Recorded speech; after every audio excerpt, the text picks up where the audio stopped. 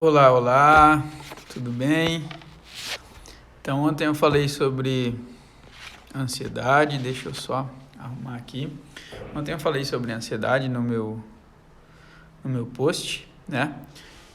E hoje eu vim complementar. Então, eu expliquei os mecanismos neurofisiológicos, os mecanismos fisiológicos sobre a ansiedade, né? Como a ansiedade acontece, como ela está correlacionada com o estresse.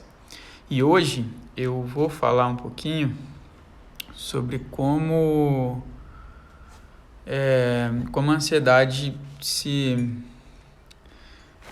manifesta através da nossa mente. Como eu falei ontem, eu falei sobre o corpo, sobre a fisiologia, e hoje eu vou falar sobre a mente, né? Como a nossa mente se comporta, então, em relação à ansiedade, como a nossa energia psíquica é direcionada. Como eu disse ontem, em situações de estresse, o nosso corpo ele precisa escolher para onde vai direcionar a energia. Se ele vai direcionar para as estruturas mais internas, nossos órgãos, né, e o funcionamento metabólico, acúmulo de energia, etc., ou se ele vai direcionar para as extremidades, que são as mais atuantes em situações de fuga ou de luta, em situações de risco, como numa situação estressante, né, ou estressora. Então, o organismo cria uma série de adaptações mentais, adaptações cerebrais, fisiológicas, para que a gente não pense muito, não gaste muita energia nem pensando, nem metabolizando nutrientes, nem acumulando, nem realizando funções muito metabólicas que vão demandar energia também, para que a gente se concentre somente em correr, fugir ou lutar, certo? Nas pesquisas do Bruce Lipton, que é o autor do livro A Biologia da Crença, aqui, ele relata que ele descobriu que as células elas possuem dois mecanismos. Quando é administrado, então, algum agente químico que vai oferecer risco, ou algum agente biológico que vai oferecer risco para as células, elas se afastam daquele agente, elas têm uma reação de afastamento. E quando é administrado algum nutriente para essas células, algo positivo para elas, elas tendem a se aproximar, elas realizam um movimento em direção àquele nutriente para captar aquilo. E ele observou que não dá para fazer as duas coisas ao mesmo tempo. Ou as células se afastam ou elas se aproximam. Ou seja, traduzindo isso para a nossa realidade, para a nossa energia psíquica, que é um emaranhado, um amontoado de várias células, né? Bilhões delas, né? 50 trilhões de células mais ou menos nós temos no nosso corpo. Quando esse amontoado resulta num organismo como o nosso, complexo, a nossa energia também fica limitada, a nossa energia psíquica. Então, nós ou direcionamos essa energia para coisas que vão nos fazer crescer, coisas que vão nos direcionar, nos impulsionar a crescer, a evoluir, a crescer em alguma área da nossa vida, seja ela financeira, seja ela em questões de relacionamento, seja ela em questões emocionais, seja ela em diversas questões, ou nós estamos nos defendendo, ou seja, retraídos, contraídos. Não dá para fazer a mesma coisa fazer as duas coisas ao mesmo tempo. Então, o que eu quero dizer com isso? Ou nós estamos focados e concentrados em crescer, em evoluir, em expandir, em agregar coisas que vão nos fazer, de alguma forma, evoluir, como eu falei, em diversas áreas, ou nós estamos com medo, nós estamos o tempo todo nos defendendo, né? O que acontece em pessoas com ansiedade? Geralmente, as pessoas com ansiedade são pessoas que têm a tendência a querer controlar tudo que acontece nas suas vidas, nas nossas vidas, né? Então, elas tentam prever o futuro, e geralmente esse futuro planejado na cabeça delas é um futuro catastrófico, como eu falei, um futuro que vai trazer coisas ruins, ou a morte de alguém quando a gente recebe uma ligação, né? Quem sofre de ansiedade, eu também sofro de ansiedade, né?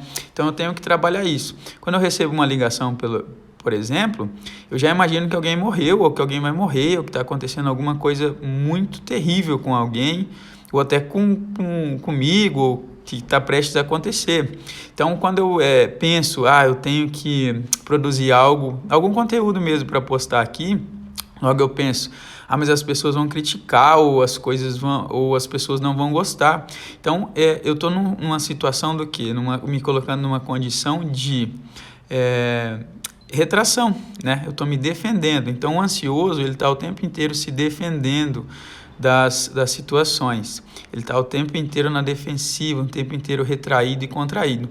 E com isso, o ansioso ele não consegue progredir, ele não consegue se destacar, ele não consegue se projetar para a vida. Por quê? Porque a energia psíquica dele está concentrada toda na defesa, né?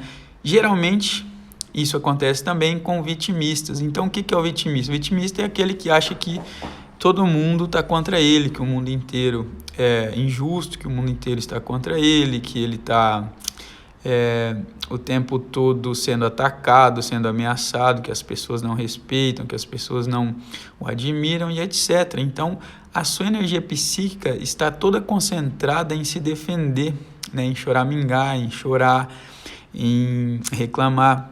E isso faz com que ele não consiga enxergar as oportunidades da vida, faz com que ele não olhe para as oportunidades da vida, ou com que ele não olhe com que o cérebro dele não consiga elaborar racionalmente uma solução para que ele cresça, para que ele expanda, para que ele progrida financeiramente, para que ele progrida no trabalho, para que ele progrida na vida afetiva, enfim, na vida emocional. Por quê? Porque o cérebro dele está buscando estratégias para se defender, né? Então é isso que acontece na ansiedade, que eu coloquei ansiedade e falta de energia. O que acontece? O ansioso, geralmente, ele não tem energia para ir para a vida, ele não tem energia para situações práticas, né? Para a realidade prática, para elaborar e colocar em prática as coisas. Por quê? Porque a sua mente está toda direcionada na defensiva. E o que o ansioso tem que fazer? Ele tem que gerenciar essa ansiedade, então. Como?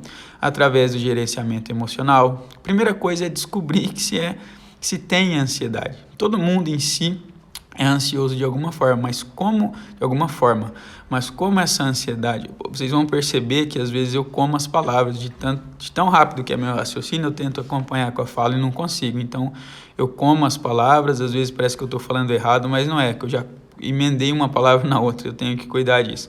Mas enfim, o ansioso então, às vezes, ele vai direcionar a sua mente para situações possíveis que vão acontecer, catastróficas, em se defender, e não vai conseguir atacar, vamos dizer assim, não vai conseguir ir para o mundo com força, com raça, com vigor, para que a sua vontade ou para que a sua realidade seja aplicada no mundo. Ele não vai conseguir ter energia para aplicação, tá? Por isso que a ansiedade rouba muita energia, rouba a paz, né, das pessoas. E o que ansioso tem que trabalhar, então? Trabalhar aquilo que o Hélio Couto chama de soltar. O que é o soltar? É entender que tem coisas que nós controlamos e tem coisas que nós não controlamos. Tem coisas que nós temos o real controle e coisas que não. O que nós temos real controle? Sobre nós mesmos, né? Isso é espontâneo? Não, nós temos que trabalhar isso. O gerenciamento emocional, por exemplo, né? Eu chamo de gerenciamento emocional, tem gente que chama de controle. Eu não chamo de controle porque a nossa emoção vem antes do nosso controle, né? Então nós temos que desenvolver esse controle, né? Esse gerenciamento, porque tem emoções que elas não passam pelo mecanismo racional, neocortical, né? Que é a parte do nosso cérebro que cuida dessa racionalização. Elas simplesmente acontecem, essas emoções. Então, eu não chamo de controle, eu chamo de gerenciamento. Quando a gente percebe que essa emoção vai se instalar, vai se instaurar na nossa mente, nós temos a condição de escolher o que fazer com elas. E como isso vem? Quanto mais nós exercitamos a nossa parte consciente, quanto mais nós mostramos para o nosso cérebro que nós conseguimos tomar decisões conscientes a respeito daquilo, menos nós vamos tirando da amígdala cerebral e do tronco cerebral a responsabilidade por tomar decisões na nossa vida. É assim que a gente trabalha o gerenciamento, principalmente emocional, prevendo as coisas, percebendo, autopercepção, autoconhecimento, conhecendo a si mesmo, conhecendo como nós funcionamos por dentro, como a nossa mente age, né? Então, sempre que um mecanismo, um estímulo chega para a nossa mente, ele chega primeiro para o nosso cérebro mais primitivo, primeiro para o nosso tronco cerebral, primeiro para a nossa amígdala, que é a sede das nossas memórias emocionais, para depois ele ir para o neocórtex, né? Por quê? Porque esse é um mecanismo de defesa interno, como eu falei.